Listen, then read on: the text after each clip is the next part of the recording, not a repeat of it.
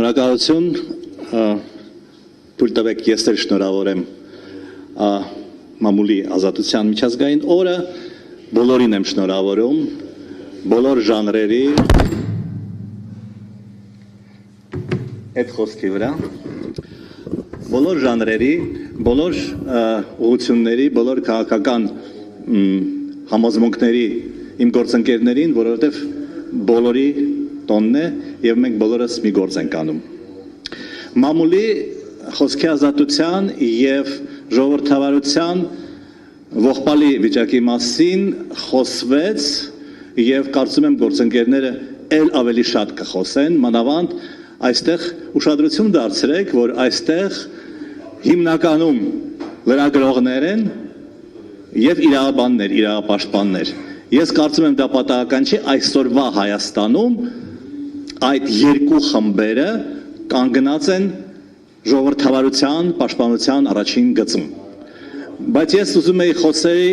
ոչ այնքան մամուլի մասին, որքան երեսպաշտության, կեղծավորության, հիպոկրիսի, փարիսեցիության մասին, այն իմաստով, որ դա օգտագործվում է ավետարանում։ Եվ ինչ է երեսպաշտությունը իմ կարծիքով, երբ որ դու շատ լավ գիտես, թե ինչ է կատարվում,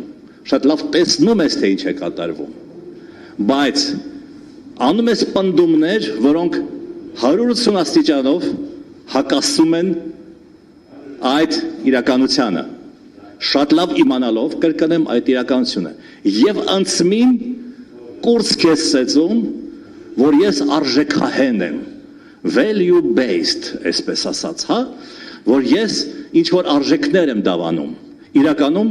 ոչ մի value չունես եւ ոչ մի base չունես։ Այդ դա իմ կարծիքով երեսպաշտություն է։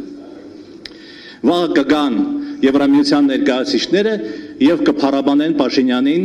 որ նա ինչ հոյակապ ժողովրդավարություն է Հայաստանում հաստատել։ Եվ դա հենց փարիսեություն է։ Իշխանության բաժանման տեսության հիմնադիր Շարլ Մոնտեսկիոյի հայրենակիցները փառաբանելու են այն կառավարությունը, որտեղ դատական, օրենսդիր եւ գործադիր իշխանությունները որոշում են, թե ով ինչով պետք է զբաղվի հայ առաքելական եկեղեցում, կամ ով պետք է կարգալույծ արվի, ով չպիտի կարգալույծ արվի։ Դա նրանք պաշտպանելու են այն կառավարությունը, որտեղ Facebook-յան գրառման վարչապետի Facebook-յան գրառման հիման վրա հարուցվում են քրեական գործեր։ Տեղական ինքնակառավարման վճռական նշանակությունը շեշտող Ֆրիդրիխ Ավգուստ ֆոն Հայեկի հայրենակիցները գովերքելու են այն կառավարությունը, որտեղ թիմ ընտրություններում երբ հաղթում են անդիմության ներկայացուցիչները, իշխանությունը չակերտերով չեղարկում է այդ ընտրությունների արդյունքները եւ սկսում է քրեական հետապնդումը այդ մարդկանց նկատմամբ, նրանց փաստորեն զրկում է քաղաքական գործունեությամբ զբաղվելու եւ ղեկավարելու այդ թիմերը։ Ժողովրդավարությունը բնականաբար բազմաթիվ բնորոշումներ ունի, բայց մեկը այն է, որ դա պրոցեդուրա է, դա ընթացակարգ է, որի միջոցով ապահովվում է ազատ մրցակցությունը, մարդկանց ձայների համար ազատ մրցակցությունը, դա ամենաէլեմենտար, ամենամինիմալ պահանջն է ժողովրդավարության, որը ձևակերպել է Շումպետերը, Յոզեֆ Շումպետերը։ Եվ Շումպետերի հայրենակիցները գալու են Հայաստան եւ գովերքելու են այն կառավարությունը, որը ընտրություններից 2 ամիս առաջ փոխում է ընտրական օրենսգիրքը եւ որը բանտերում է պահում հիմնական անդիմադիր կուսակցությունների եւ դաշինքների ներկայացուցիչներին։ երբ ԵՄ ներկայացուցիչները պնդում են վայ, խեղճ Փաշինյան, հեսա Կրեմլը ռուսները նրան կուտեն, եկեք պաշտպանենք Փաշինյանին եւ այդպիսով պաշտպանենք նաեւ ժողովրդավարությունը, այդ հիպոկրիսին միշտ conspiracy կողքն է լինում, դավադրության տեսության կողքն, նրանք ձեռքի, այսպես ասած, սեղմած են գնում։ Ես ասում եմ, որ դա երեսպաշտություն է, որ դա սուտ է, որովհետև Պուտինի գլխավոր համախոհը, կարելի ասել աշակերտը Հայաստանում հենց Փաշինյանն է։ Երկուսն էլ ընտրությունները վեր են ածում ֆարսի, երկուսն էլ ստեղծել են կարծր ավտորիտար ռեժիմ, բայց մի դեպքում ԵՄ ներկայացուցիչները այդ ռեժիմը տեսնում են, մյուս դեպքում չեն տեսնում։ Երկուսն էլ փորձում են մարգինալացնել բոլոր տեսակի իրենց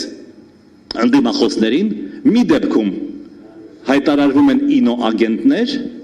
մյուս դեպքում հայտարարվում են Կրեմլի շպիոններ, ռուսի շպիոններ, Կրեմլի ագենտներ եւ ռուսաստրուկներ։ Դրանք նույն ռեժիմներն են, սակայն մեկը մյուսից պետք է իբր պաշտպանվի։ Մի քանի տասնյակ փաստերից բնականաբար կբերեն գործընկերները եւ բերել են, ես ընդգծել եմ մի քանիսը։ Այս պայմաններում մամուլի աշխատանքը բնականաբար շատ բարդ է։ Հետապնդումները, որը կան նաև այստեղ ներկա լրատվամիջոցների ղեկավարների, լրատվամիջոցների նկատմամբ խոսքը հրապարակի եւ 168 ժամի մասին է, դրա մասին ես կարծում եմ նույնպես մեր գործընկերները կխոսեն, բայց եթե ինձ հարցնեք, ինչն է իմ նյարդերին ամենաշատը ազդում։ Երբ որ իշխանության ներկայացուցիչներին որևէ լրագրող անհարմար հարց է տալիս, նրանք այդ հարցերին չեն պատասխանում։ Նրանք սկսում են լավագույն դեպքում